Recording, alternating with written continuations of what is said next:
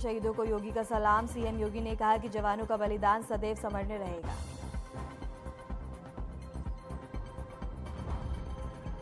बलरामपुर में धर्मांतर रैकेट पर प्रशासन सख्त। सवरोज की अवैध संपत्ति ध्वस्त। सीओ बोले नियमानुसार हो रही है कार्रवाई।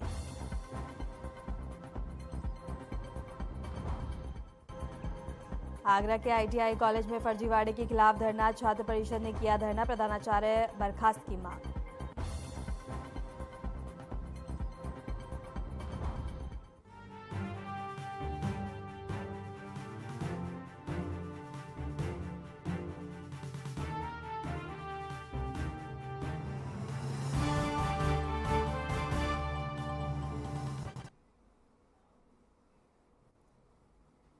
नमस्कार, आपका बहुत बहुत स्वागत है। मैं हूं आपके साथ वर्षा शर्मा। रुक करेंगे उत्तर प्रदेश की खबरों की ओर। लखनऊ से इस वक्त की बड़ी खबर है, जहां सीएम आवास पर अहम बैठक और विधायकों के साथ ये मीटिंग होगी। सीएम योगी करेंगे विकास की समीक्षा। अयोध्या मंडल पर फोकस किया जाएगा। इस वक्त की बड़ी खबर लखनऊ से है, जहां सीएम योगी करेंगे विकास की समीक्षा। सीएम आवास पर अहम बैठक और विधायकों के साथ मीटिंग होगी, जहां तमाम मुद्दों को लेकर चर्चा होगी। लखनऊ से इस वक्त की बड़ी खबर है, जहां सीएम आवास पर अहम बैठक का आयोजन होगा। विधायकों के साथ ये मीटिंग होगी और सीएम योगी करेंगे विकास की समीक्षा। अयोध्या मंडल पर फोकस और इसके साथ ही बता दें कि तमाम जरूरी दिशा निर्देश भी विधायकों को दिए जाएंगे। इसके साथ ही लखनऊ से सबकी बड़ी खबर है, जहां बता दें कि सीएम योगी करेंगे विकास की समीक्षा और सीएम आवास पर अहम बैठक होगी। विधायकों के साथ मीटिंग की जाएगी, जहां तमाम मुद्दों को लेकर चर्चा भी हो सकती है। लखनऊ से सबकी बड़ी खबर है, जहां सीएम आवास पर अहम बैठक का आयोजन किया जाएगा। विधायकों के साथ मीटिंग होगी। सीएम योगी करेंगे विकास की समीक्षा और अयोध्या मंडल पर फोकस किया जाएगा इस मीटिंग में। इस वक्त की बड़ी खबर लखनऊ से है, जहां बता दें कि उत्तर प्रदेश के मुख्यमंत्री योगी आदित्यनाथ विकास की समीक्षा करेंगे और सीएम आवास पर अहम बैठक का आयोजन किया जाएगा और विधायकों के साथ मीटिंग होगी, जहां तमाम मुद्दों को लेकर चर्चा भी संभव है। इस वक्त की बड़ी खबर लखनऊ से है, जहां उत्तर प्रदेश के मुख्यमंत्री योगी आदित्यनाथ बता दें कि मीटिंग करेंगे। इसी खबर पर रुक करेंगे हमारे संवाददाता अमन प्रधान का। अमन, क्या कुछ जानकारी है? बैठक का आयोजन किया जाएगा, विकास की समीक्षा की जाएगी। देखिए वर्षा, जिस तरीके से बात की जाए विकास योजनाओं की, लगातार मुख्यमंत्री तमाम उत्तर प्रदेश में विकास योजनाओं का लोकार्पण कर रहे हैं। उसी क्रम में आज फैजाबाद यानी अयोध्या मंडल की आज बैठक ली गई है, जिसमें सभी जो अयोध्या मंडल के जितने भी विधायक हैं उन्होंने अपना फीडबैक मुख्यमंत्री को दिया है। हालांकि अगर बात की जाए उत्तर प्रदेश के जो अयोध्या मंडल में लगातार विकास कार्यों को मुख्यमंत्री गति दे रहे हैं। जब से राम मंदिर का निर्माण शुरू हुआ है, तो कहीं ना कहीं पर्यटन एक अहम पहलू है उत्तर प्रदेश में, जो कि अयोध्या से लगातार चल रहा है। वहीं उसके लिए बात की जाए पीडब्ल्यूडी विभाग की और पर्यटन विभाग के कार्यों की जो डॉक्यूमेंट फाइल है, वो कहीं ना कहीं जो सभी विधायक हैं वो मुख्यमंत्री के सामने सभी विधायक लेकर के गए हैं और एक प्रेजेंटेशन दी है कि किस तरीके से जो विकास कार्य है मुख्यमंत्री द्वारा जिनका लोकार्पण किया गया है, वो अभी तक किस स्तर पर पहुंचे हैं, कहां तक वो विकास कार्य पहुंचे हैं, और अगर बात की जाए कौन से विकास कार्य अभी होने बाकी हैं, तो कहीं ना कहीं एक ये स्पष्ट सी जानकारी मुख्यमंत्री ने सभी विधायकों को दी है कि कहीं ना कहीं जो भी विकास कार्य उनके विधानसभा क्षेत्र में आते हैं, उनको कार्य समय से पहले उसको पूर्ण करना, ये कहीं ना कहीं प्राथमिक उद्देश्य है मुख्यमंत्री का। तो वो एक साफ तौर पर ही सभी के लिए अयोध्या मंडल के साथ साथ जो अन्य जिलों में भी जितने भी विधायक हैं उनको भी साफ और सख्त निर्देश दिए हैं मुख्यमंत्री ने कि जो अपने अपने विकास कार्य विधानसभा में उन सभी को पूर्ण रूप से करें, जिससे हर एक व्यक्ति तक जो विकास कार्य है वो पहुंच सके। अगर बात की जाए जो विकास कार्यों की समीक्षा से पहले सभी जो विधायक हैं अयोध्या मंडल के, उन्होंने चाहे पीडब्ल्यूडी विभाग के अधिकारी हों चाहे पर्यटन विभाग के अधिकारी हों, उन्होंने एक समीक्षा बैठक खुद की थी और कहां तक कौन कौन से विकास कार्य पहुंचे हैं, इन सभी की समीक्षा पहले सभी अधिकारियों के साथ की, फिर एक प्रेजेंटेशन मुख्यमंत्री के साथ दोपहर 3 बजे अपने सरकारी आवास से दी है। वर्षा, ठीक है मैंने आपका बहुत बहुत शुक्रिया हमारे साथ जुड़ने के लिए, तमाम जानकारी साझा करने के लिए। खबर लखनऊ से है, जहां यूपी के मुख्यमंत्री योगी आदित्यनाथ ने कारगिल विजय दिवस 2025 के अवसर पर आयोजित एक कार्यक्रम में कारगिल युद्ध के वीर शहीदों को श्रद्धांजलि अर्पित की। उन्होंने कहा कि देश की सुरक्षा में अपने प्राण न्यौछावर करने वाले जवानों का बलिदान सदैव याद रहेगा और नई पीढ़ी को देशभक्ति की प्रेरणा देता रहेगा।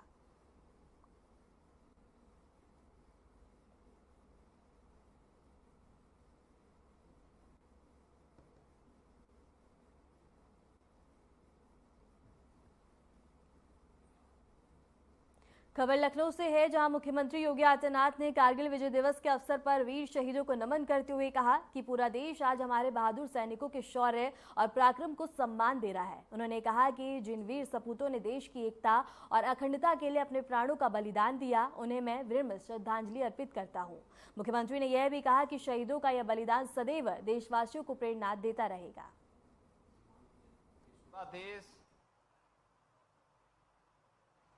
भारत माता के महान सपूतों के शौर्य और पराक्रम के प्रतीक कारगिल विजय दिवस के अवसर पर अपने बहादुर सैनिकों के शौर्य और पराक्रम को सम्मान देते हुए उन्हें नमन कर रहा है। इस अवसर पर भारत माता के उन सभी बहादुर सपूतों को, जिन्होंने मातृभूमि की एकता और अखंडता के लिए अपने आप को बलिदान किया, देश की रक्षा की, उसकी अखंडता को सुनिश्चित किया, उन सभी वीर सैनिकों के प्रति नमन करते हुए मैं प्रदेशवासियों की ओर से अपने सभी वीर बलिदानियों को विनम्र श्रद्धांजलि भी अर्पित करता हूं। आज जब हम यहां पे नगर निगम के द्वारा आयोजित इस कार्यक्रम का हिस्सा बन रहे हैं,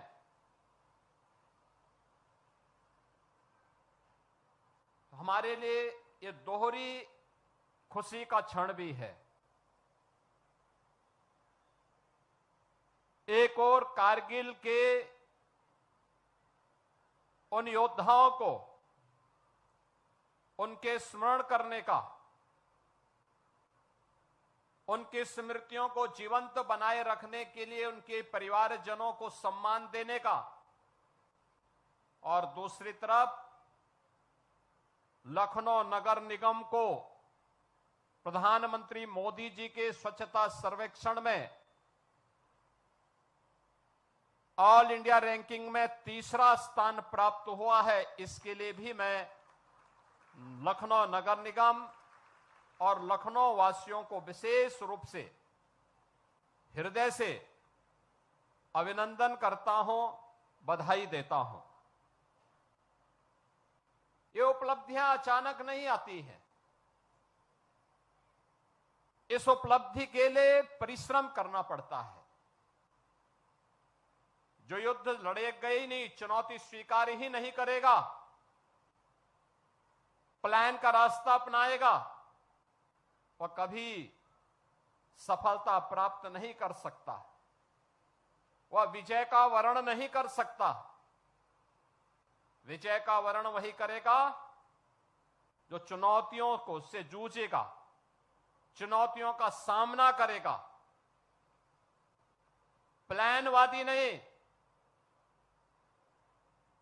समाज में विद्वेष पैदा करके बांटने वाले तत्व नहीं, चुनौतियों से जूझते हुए अपना मार्ग प्रशस्त करने वाले लोग ही जीवन में अपनी मंजिल को प्राप्त करते हैं। और भारत माता के उन महान सपूतों ने, वीर सैनिकों ने जब भी भारत के आन मान और शान के खिलाफ किसी दुश्मन ने दुस्साहस किया, उस दुश्मन का मुंहतोड़ जवाब देने के लिए भारत के वीर सैनिकों ने अपनी जान पर खेल करके, अपना बलिदान दे करके भी भारत की एकता। लखनऊ से इस वक्त की बड़ी खबर है, जहां कारगिल वीरों को ब्रिजेश का सलाम, पूर्व सैनिकों का होगा सम्मान और शाम को निकलेगी मशाल यात्रा। शहीद स्मारक पर बता दें कि मशाल यात्रा डिप्टी सीएम करेंगे वीरों का सम्मान। इस वक्त की बड़ी खबर है, जहां उत्तर प्रदेश के डिप्टी सीएम ब्रिजेश पाठक ने बता दें कि वीरों को सम्मान और इसके साथ ही सलाम किया, और इसके साथ ही बता दें कि शहीद स्मारक तक यात्रा निकाली जाएगी और इसके साथ ही सम्मान में यह यात्रा निकाली जाएगी। और इसके साथ ही लखनऊ से इस वक्त की बड़ी खबर है, जहाँ कारगिल वीरों को ब्रिजेश पाठक का सलाम और इसके साथ ही पूर्व सैनिकों का सम्मान होगा, जिसके तहत बता दें कि एक यात्रा निकाली जाएगी। शाम को ये यात्रा निकाली जाएगी, जहां सम्मान के तौर पर इस यात्रा का आयोजन किया गया है। इसके साथ ही इस वक्त की बड़ी खबर है, जहां बता दें कि लखनऊ से बड़ी खबर है, जहां उत्तर प्रदेश के डिप्टी सीएम ब्रजेश पाठक ने वीर सैनिकों को बता दें कि सलाम किया और इसके साथ ही उनके सम्मान में एक यात्रा का आयोजन किया है, जो शाम को यात्रा निकाली जाएगी।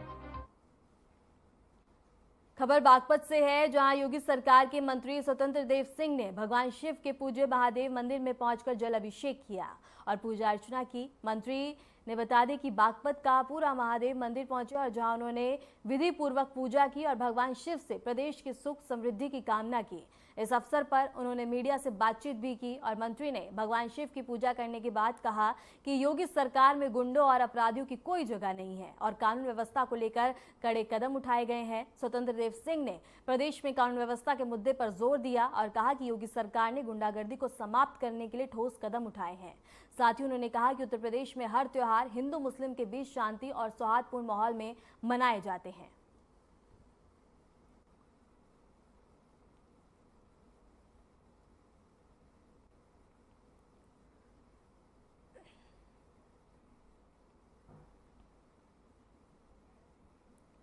इसके साथ ही बागपत से खबर है, जहां कानून व्यवस्था पर मंत्री स्वतंत्र देव सिंह ने जोर दिया और इसके साथ ही उन्होंने कहा कि अब हर त्योहार शांतिपूर्वक मनाया जाता है और इसके साथ ही बता दें कि महादेव मंदिर में पहुंचकर उन्होंने पूजा अर्चना की, जहां राज्य की सुख समृद्धि की कामना भी की। उत्तर प्रदेश के बलरामपुर से बड़ी कार्रवाई की खबर सामने आई है, जहां सामूहिक धर्मांतर रैकेट से जुड़े आरोपी छांगुर बाबा के सहयोगी सबरोज की संपत्ति पर बुलडोजर की कार्रवाई की जा रही है। भारी पुलिस बल की तैनाती के बीच प्रशासन ने एक अवैध निर्माण को ध्वस्त कर दिया। इस संबंध में सीओ ने कहा है कि आज एक अवैध निर्माण के नियमानुसार पुलिस और प्रशासन की टीम द्वारा ध्वस्त किया जा रहा है। प्रशासन ने स्पष्ट किया है कि आगे भी अवैध संपत्तियों और अपराध से अर्जित संपत्तियों के खिलाफ ऐसी ही कार्रवाई जारी रहेगी। इसी खबर पर रुक करेंगे हमारे संवाददाता विशाल सिंह का। विशाल, क्या कुछ जानकारी है? लगातार मामले में नए खुलासे हो रहे हैं, बुलडोजर की कार्रवाई देखने को मिल रही है। जी मैं बता दूं वर्षा जी की जलालुद्दीन उर्फ छांगुर जो है, उसका जो भतीजा है सरफरोज, उसके एक मकान था, उसको आज प्रशासन ने ध्वस्त किया है। रेहार माफी गांव में 300 स्क्वायर फीट की जमीन पर मकान बना हुआ था, जिसको प्रशासन ने आज बुलडोजर से जमींदोज कर दिया है। विशाल, पूरे मामले में प्रशासन का क्या कुछ कहना है? जी जिलाधिकारी से जब इस बारे में बात की गई तो जिलाधिकारी ने कहा है कि ऐसी अवैध संपत्तियों को अगर जो अर्जित की गई है, अगर ऐसी जानकारी फिर मिलती है तो ऐसी कार्रवाई आगे भी की जाएगी। विशाल, इस पूरे मामले में जिस तरह की कार्रवाई देखने को मिल रही है, लगातार बुलडोजर की कार्रवाई हो रही है, इसके साथ ही अगर बात करें छांगुर बाबा की, तो उनकी तरफ से अभी तक क्या कुछ अपराधों को कबूल किया गया और कौन कौन से नए खुलासे किए गए हैं? जी मैं आपको बता दूं कि एटीएस ने उनको रिमांड पे लिया था। रिमांड पे पूछताछ होने के बाद उनके मधुपुर गांव पे उस हवेली पे भी उनको लाया गया था, जिसको जमींदोज किया जा चुका है। उसके बाद उन्हें जेल भेज दिया गया और जिन जिन जानकारी जो छांगुर बाबा से एटीएस को मिली थी, उस पे वो जांच कर रही है। कई ऐसे अधिकारी हैं जिसके उसने नाम लिया है, कई ऐसे राजनेता हैं जिनके भी नाम सामने आ रहे हैं सूत्रों से, तो उस पर भी एटीएस जांच कर रही है और अगर उसमें सच्चाई पाई जाती है तो उन लोगों के ऊपर भी कार्रवाई की जाएगी। ठीक है विशाल, आपका बहुत बहुत शुक्रिया हमारे साथ जुड़ने के लिए और तमाम जानकारी साझा करने के लिए। खबर आगरा से है, जहां साइबर अपराधियों ने डीएम का नाम और फोटो लेकर नकली व्हाट्सएप नंबर बनाया और उनके परिचितों को संदेश भेजना शुरू कर दिया। मामले की जानकारी मिलने पर डीएम ने साइबर थाने में शिकायत की, जहां केस दर्ज कर जांच शुरू हो गई। पुलिस ने बताया कि अपराधी थाईलैंड के नंबर का इस्तेमाल कर रहे हैं और ऑपरेशन कोड ब्रेक के बतादे के तहत गिरफ्तारी की गई है।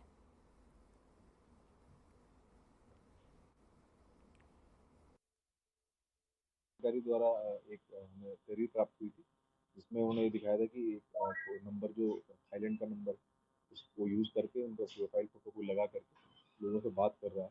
इस पर मैं तत्काल जो है जो स्क्रीनशॉट दी थी उसको देख कर हमने साइबर थाना में मुकदमा पंजीकृत कर दिया। मुकदमा अपराध संख्या 142/25 हमने मुकदमा पंजीकृत किया है। धारा 66C सूचना प्रौद्योगिकी संशोधन अधिनियम 2008 में हमने इसको पंजीकृत किया। साइबर सेल और साइबर थाना की टीमें इसमें लगातार लगी हुई हैं। अभी तक जो जानकारी है, थाईलैंड से नंबर चलाया जा रहा था और हम जो पूरा ट्रेस करेंगे, कहीं इसके पीछे को साइबर स्लेवरी का कोई एंगल हो या इस तरह की चीज़ें हो, ये सारी चीज़ें हम अभी ट्रेस करेंगे और इसकी विवेचना करके जो भी इसमें दोषी होंगे उस पर सख्त से सख्त कार्रवाई की जाएगी। अगर आप पुलिस में पहले से ही ऑपरेशन कोर्ट ब्रेक चल रहा है, उसके तहत इसको हमने ले लिया है और इसमें हम सख्त से सख्त कार्रवाई करेंगे।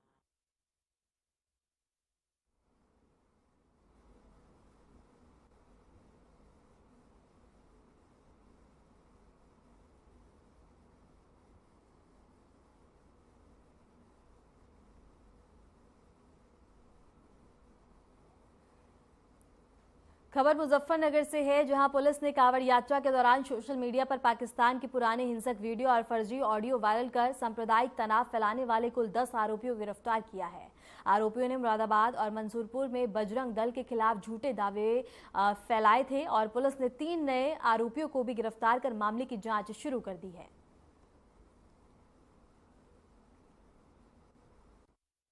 ककरौली में दिनांक 21/7 को जो एक बड़ा जो वर्कआउट हुआ था केज, इसमें लोग जो है एक पाकिस्तान के वीडियो को ऑडियो के माध्यम से प्रचारित कर रहे थे कि बजरंग दल के लोगों को मंसूरपुर मुरादाबाद में हत्या कर रहे हैं और 50 लोगों की हत्या हो चुकी है। इसमें इस प्रकार का अफवाह फैलाया जा रहा था, जिसके आधार पर पुलिस ने अब तक 7 लोग गिरफ्तार किया था पिछले 2 कार्रवाइयों में, पहले 3 फिर 4, उसके बाद 3 और लोग गिरफ्तार किया गया है, जिसमें 3 लोग इसमें एक मेरठ के रहने वाले हैं और एक बड़ौद का तथा एक मुजफ्फरनगर में तितावी का रहने वाला है।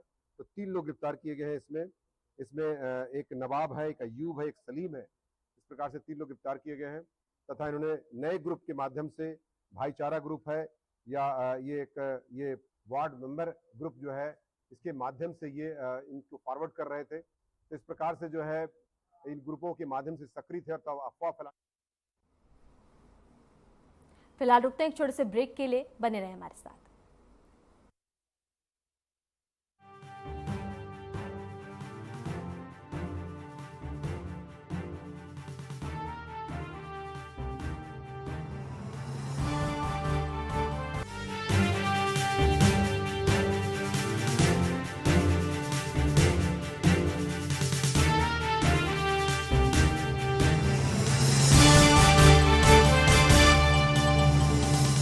यशस्वी प्रधानमंत्री नरेंद्र मोदी जी के संकल्प सबका साथ सबका विकास को माननीय मुख्यमंत्री योगी आदित्यनाथ जी ने सामाजिक एकता एवं समरसता के उच्चतम मानदंडों के साथ बनाया है यूपी सरकार का मूल मंत्र। परिणाम स्वरूप 2017 के बाद उत्तर प्रदेश में सभी को मिले बिना किसी भेदभाव के रोजगार के समान अवसर एवं योजनाओं के लाभ। 8.5 लाख से अधिक सरकारी और 3,75,000 से अधिक संविदा पर नौकरी पाने वाले जहां निष्पक्ष और पारदर्शी प्रक्रिया के साक्षी बने, वहीं अनुसूचित जाति, जनजाति, पिछड़े एवं निम्न आय वर्ग के अभ्यर्थियों को मिला आरक्षण का संपूर्ण लाभ। प्रधानमंत्री गरीब कल्याण अन्न योजना, प्रधानमंत्री आवास योजना और जल जीवन मिशन से लेकर मुख्यमंत्री युवा स्वरोजगार और एक जनपद एक उत्पाद जैसी विभिन्न योजनाएं यूपी में अंत्योदय से सर्वोदय का सपना कर रही हैं साकार। काम दमदार, डबल इंजन सरकार।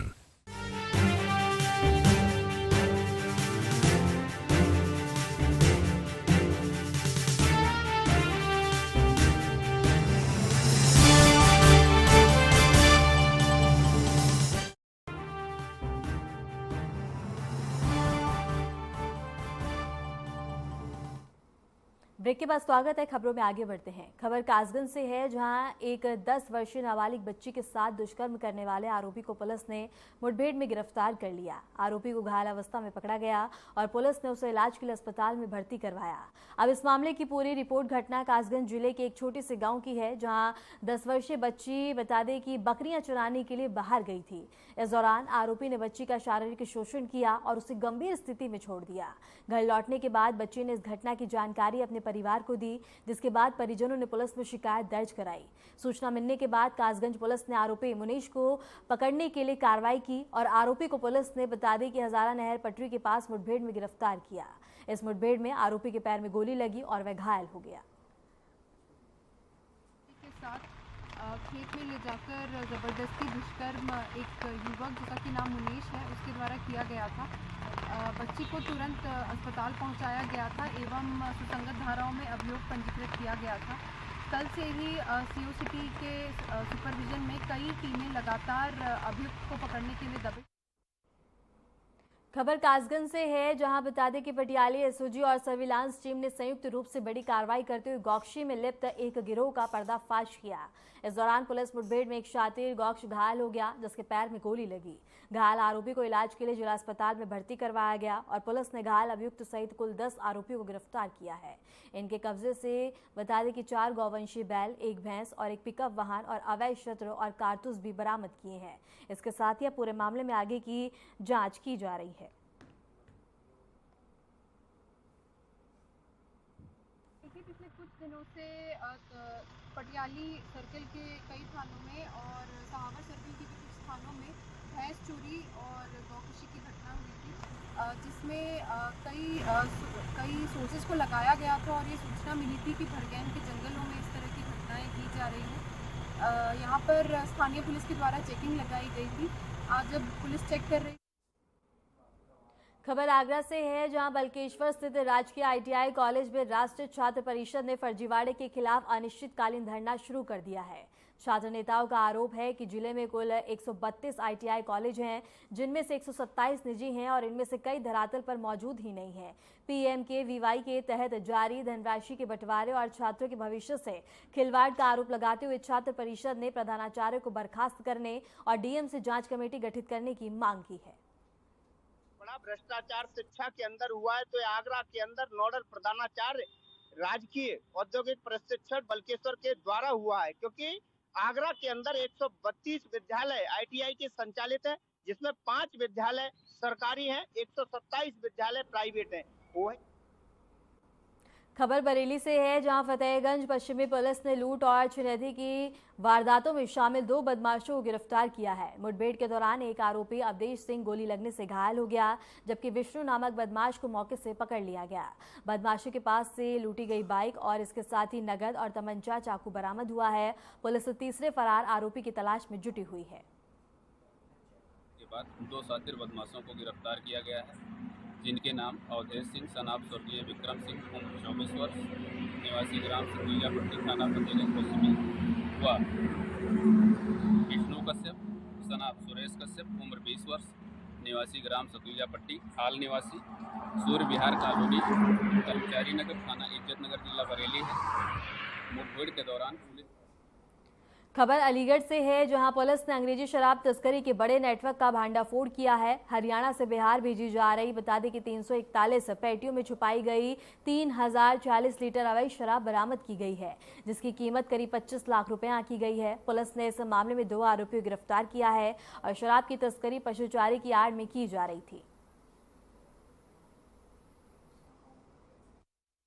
देखिए, इसमें कमला नगर पुलिस ने एक बहुत बड़ा ये शराब तस्करी का पकड़ा है। इसमें 2 अभियुक्तों को 3046 लीटर अवैध शराब के साथ, जिसकी अनुमानित लागत लगभग 24,36,800 रुपए है, इनको पकड़ा है और एक कैंटर भी साथ में उन्होंने बरामद किया है। ये लोग शराब जो है हरियाणा से लेकर के छपरा बिहार लेके जा रहे थे और जानवरों की जो 4 भूसी जो होती है उसमें छुपा।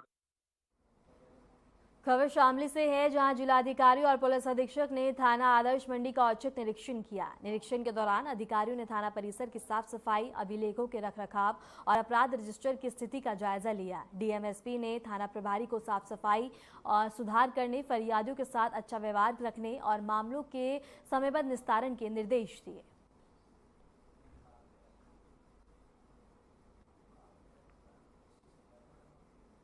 खबर अलीगढ़ से है, जहां बता दें कि वैनलेस होटल में पुलिस ने 2 किशोरियों को बरामद किया है। दोनों को 8 दिनों तक बंधक बनाकर रखा गया था।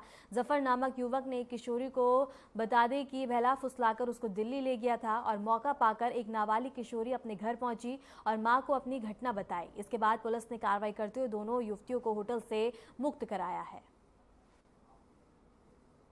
2 नाबालिग लड़कियां एक होटल में मौजूद हैं। पुलिस द्वारा तत्काल मौके पर पहुंचकर दोनों लड़कियों को सकुशल बरामद किया गया तथा होटल के मौजूदा कर्मचारियों को हिरासत में लेकर पूछताछ की जा रही है। तहरीर प्राप्त कर विधिक कार्रवाई प्रचलित की जा रही है तथा दोनों लड़कियों को मेडिकल के लिए रवाना किया गया है। मौके पर शांति।